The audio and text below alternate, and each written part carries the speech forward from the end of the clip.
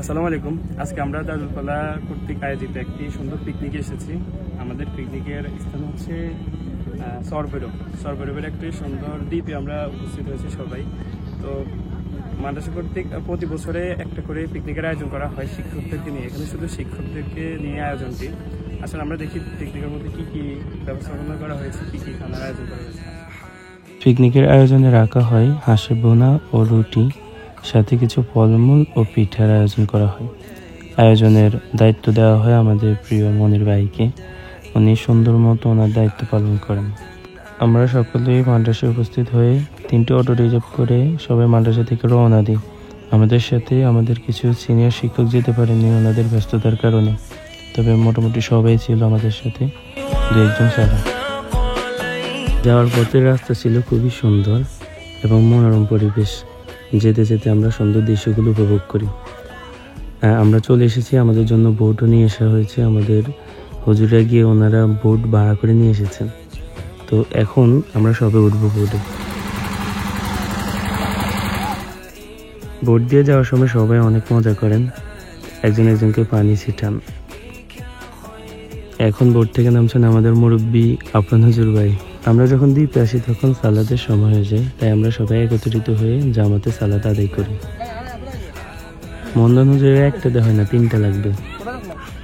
খাবার বন্টনের জন্য দায়িত্ব দেওয়া হচ্ছে আমাদের প্রিয় মনির ভাইকে। উনি আবার খাবার বন্টনের জন্য নেই পড়া আব্দুল মন্দান হুজুরকে দেয়নি, কারণ উনি নিজের বাঘই বেশি নেবেন, তাই সবাই খাওয়ার জন্য অধীর আগ্রহে অপেক্ষা করছেন। খাবার কিরকম হয়েছে? টেস্ট কিরকম হয়েছে? আপনার আম্মু তো রান্না করছে। অস্থির, খুব অস্থির। আমার আম্মু রান্না করছে, অসাধারণ।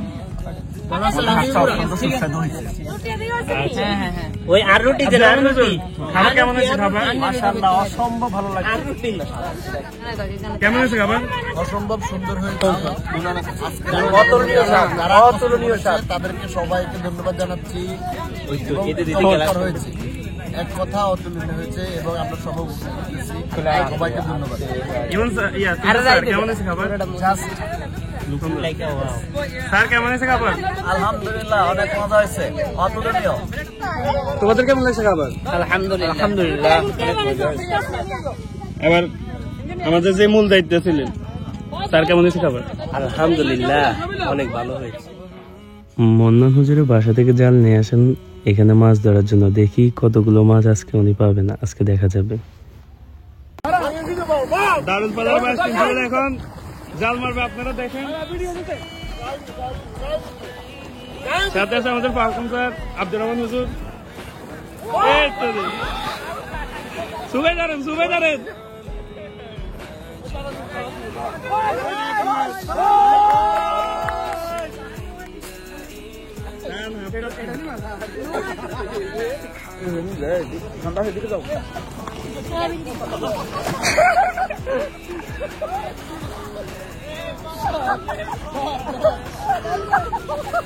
বড় মাছ হচ্ছে, বড় মাছ, লাল বড় এক মাছ হচ্ছে।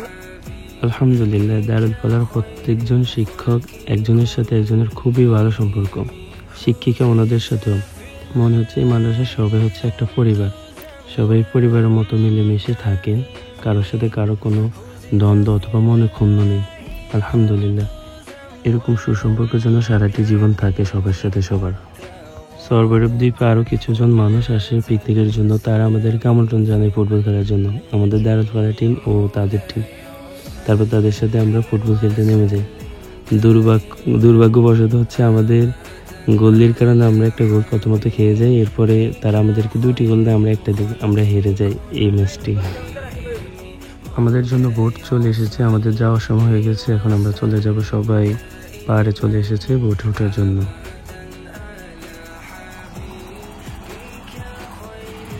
যাওয়ার সময় মন্দান হুজুরের নৌকাওয়ালার সাথে যা দেখাইলো।